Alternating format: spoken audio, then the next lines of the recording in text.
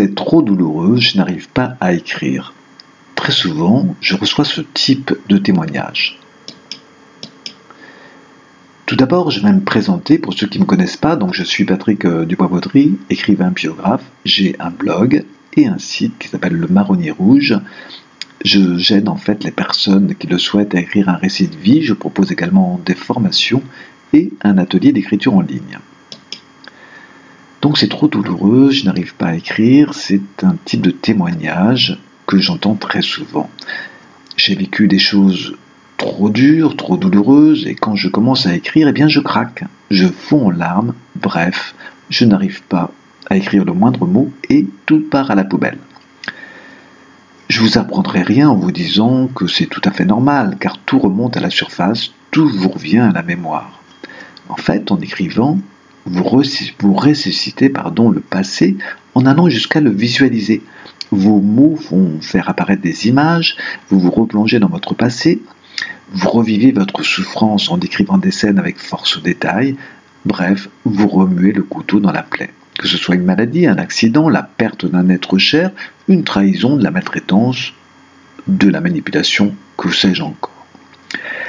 Alors certes, c'est un passage difficile, même incontournable, si on veut déposer sur le papier des choses lourdes à porter. Car ensuite, vous vous sentirez beaucoup mieux, libéré d'un poids.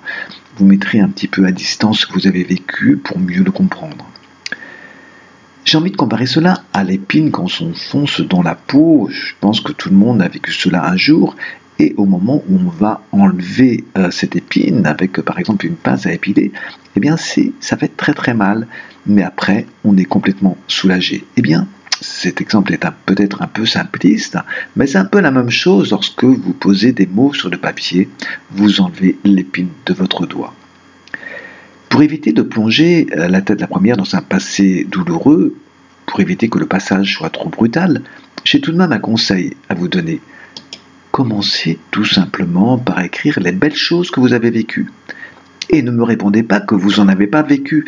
Nous avons tous connu des moments de bonheur, même s'ils ont été rares, et si c'est la douleur qui l'a emporté. Et puis de toute manière, difficile d'imaginer un récit noyé par le malheur, sans espoir, sans horizon, tout simplement parce qu'il risquerait d'intéresser personne. Personne n'aurait envie d'ouvrir ce livre. Donc voilà, en résumé, si vous devez écrire un récit avec des choses très difficiles, commencez à écrire sur les beaux moments de votre vie, les belles rencontres, et vous verrez qu'ensuite vous aurez pris le pli, ce sera beaucoup plus facile d'écrire, ce qui est douloureux. Bien sûr, par la suite, lorsque votre récit sera terminé, il vous suffira de tout remettre dans l'ordre selon le plan que vous vous étiez fixé au départ. Voilà. Merci pour votre attention et à bientôt pour une prochaine vidéo.